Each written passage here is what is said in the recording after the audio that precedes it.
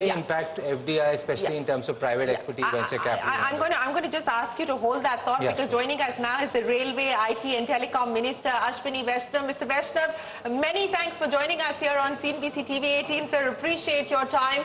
Well, it's been a significant railway capex that has come your way through the budget. 2.4 lakh crore rupees being allocated, the highest ever as far as the railways are concerned. Mr. Vaishnaw, how do you intend to spend this? So, first of all, I would like to thank Honorable Prime Minister for giving so much focus on railways. And this budget, basically, as we all know, in very troubled times, India has emerged as a bright spot. And this budget will make India as the growth engine for the world economy. And with respect to railways, the allocation for capital investment is 2.4 lakh crore. And this is a very good allocation. Railway has made significant progress. If you see 10 years back in the UPA times, basically railways used to do just about 4 kilometers a day new tracks. This year we are doing about 12 kilometers a day. So there is huge progress in terms of laying new tracks, doubling the tracks, making sure that the tracks are innovated. Then there is huge focus on redeveloping the stations. In Amrit Bharat station scheme, we have taken up 1,275 stations. Many of these are very large stations, many of these are medium stations, and many of these are small stations also. So such a large program for totally transforming railways, this is what this budget allocation means. Last year we took 3,000 kilometers of coverage. This year we are taking 5,000 kilometers of coverage. And as you are aware, the success of Vande Bharat train is like everybody is appreciating the train. And now we will ramp up the production. Currently the production is at ICF Chennai only. Now we'll add 3 more plants, one at Latur, one at Sonipat and one at Raebareli to produce Vande Bharat trains. So there is a lot of excitement in railways, complete transformation of passenger experience and rapidly increasing the cargo share which had gone down to 27% in terms of road versus rail. Now we have started climbing back, and last year it was 28%, this year it is likely to be 29% of the cargo share. So that way there is a lot of growth opportunities in railways, yes. You know, speaking of those growth opportunities, and thank you very much, Mr. Vaishnaw, for telling us that 3 more plants will be set up for the Vande Bharat trains, Latur, Sonipat, and 1 more destination that you spoke of. But I also want to understand, you know, what are we talking about in terms of addition? There are reports suggesting that 400 more Vande Bharat trains could be added, etc. Could you give us some sense of what we can expect in terms of the pipeline? And also, a quick word as far as the railways' own performance is concerned, operating ratios, where do things currently stand and how much better can you improve that given what you just spoke of in terms of freight and cargo, etc.?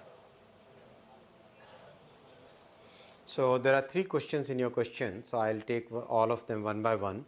First one, in terms of Vande Bharat pipeline, when a new product is designed, we have to first test and make sure it becomes stable, and the supply chain also starts ramping up. So by now the supply chain has become very stable, the product is stable.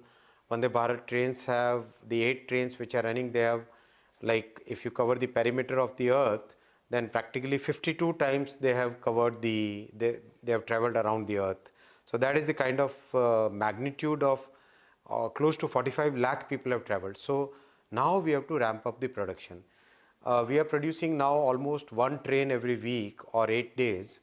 And now we have to take this up to 3 trains or 2 trains every week very soon, very rapidly. So that is the ramp up we are looking at. And this is probably one of the highest ramp-ups anywhere in the world. So that is the close to about 400 trains are in the pipeline, and that's huge in terms of people who are manufacturing electrical equipment, people who are manufacturing FRP for the body, people who are manufacturing the mechanical equipment, all those things. Then the wheel set, the tender for manufacturing forged wheels in India has already been received. Very soon that will be opened and the winner would be announced. So lots and lots of manufacturing in railway sector happening in the country, absolutely in line with Prime Minister's Make in India vision. And over a period of 2 to 3 years, we should be seeing railway technology exports in good magnitudes all over the world. So that was the first part. Second, about the operations and financial performance of railways. As I said, railway was losing market share for a significant period of time because there was very little investment in railways. And the practices and everything which Prime Minister has reformed over the last 8 years, now railways started gaining back the market share. So from the low of 26%, 27%, 28% was achieved last year, and this year 29%. So with increased market share and adding close to about 300 million tons in the last 8 years as additional traffic, additional cargo, this has helped railway break even, and we are today able to meet all our expenses from the revenue which is earned out of railway. So for capex, yes, we are dependent upon the government budget. For opex, practically we are able to meet the entire expenditure. So that is where we stand. The coming 2 years will be really turning points for railway, because as we create more infrastructure, we are able to carry more cargo. For example, in terms of wagon, we placed an order for 85,000 wagons, right? So that was one of the largest in the world anywhere. So that has helped us induct about 150 new rakes. So all these steps together are helping us carry more cargo, carry more passengers, provide better passenger amenities. And one nice little small thing, very big in fact, Prime Minister gave us the target that the hydrogen train should be designed in India, made in India.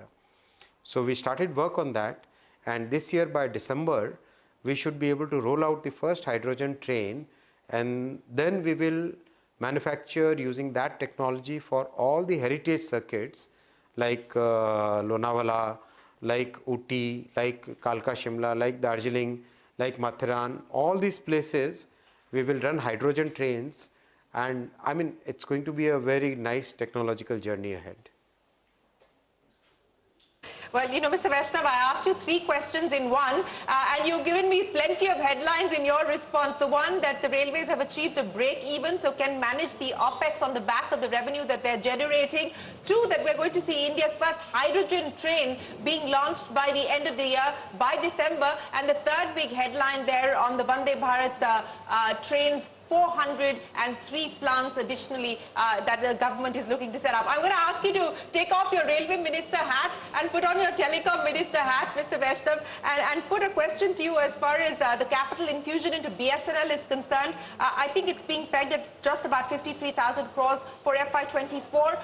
Also, the revenue realization from the DOT being estimated at 89,469 crores. Achievable? Absolutely achievable, and these reforms that Honorable Prime Minister did in the telecom sector. Today telecom sector is a growth sector, it's a sunrise sector. Lots and lots of investment is coming in. The BSNL capex that you're seeing, this capital investment will go for rolling out the Make in India Atmanirbhar Bharat telecom stack 4G and 5G.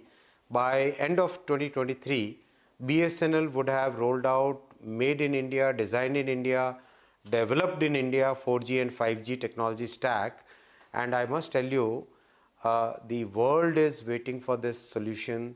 Already 2 countries during Davos met me and confirmed that they would like to roll out, deploy India's technology, telecom technology, as soon as we would have put about 20 or 30,000 sites in place. So it's telecom is a growth sector now. It's sunrise sector, and lot more innovations, lot more reforms, lot more investments, lot more employment in the sector.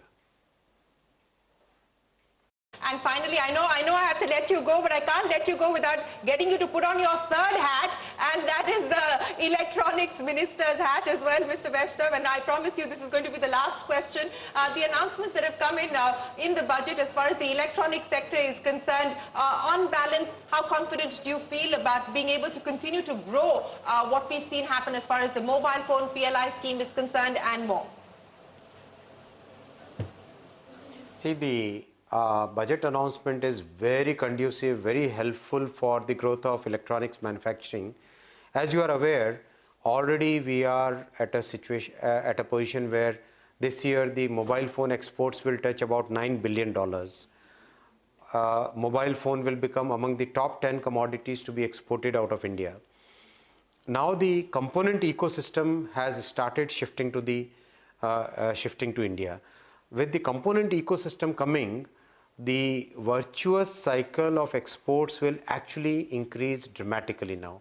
It will be like hockey stick growth, and with the tailwinds in terms of policy and customs, the most critical component is lens, and the duty on lens has been reduced. So all these factors together, very stable policy, very good talent base, very good support from the government, huge employment getting generated in mobile phone manufacturing. All these factors together will see India emerge as the major mobile phone manufacturing and exporting sector. We are already number 2 manufacturer in the world, and today's budget will give further boost to it. Thank you.